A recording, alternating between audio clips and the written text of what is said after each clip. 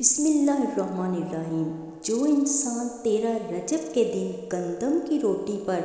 207 مرتبہ نعت علی پڑھتا ہے اور پھر گھر کے تمام افراد میں یہ روٹی تقسیم کرتا ہے،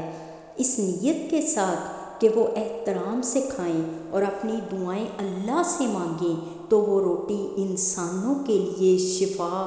برکت اور دعا کی قبولیت کی ضمانت ہوتی ہے، کیونکہ 13 رجب کی رات کسی بھی اناج پر یا اناج کی روٹی پر کوئی بھی انسان نعت علی پڑھتا ہے اور پھر جس بھی نیت کے ساتھ کھا کے دعا مانگے گا تو وہ شفا،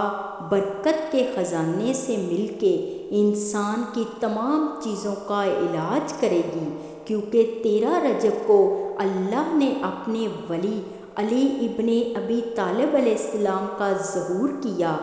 تبھی اس رات اللہ کے رزق پر نعت علی پڑھ کر کھانا ایک ایسا افضل عمل ہے جو انسان کے تمام مسائل کو ختم کرتا ہے، تمام دعاؤں کو پورا کرتا ہے اور انسان کی زندگی سے تمام پریشانیوں اور مصیبتوں کو فوراً ختم کر دیتا ہے۔ نیکسٹ ویڈیو تک کے لیے اللہ حافظ۔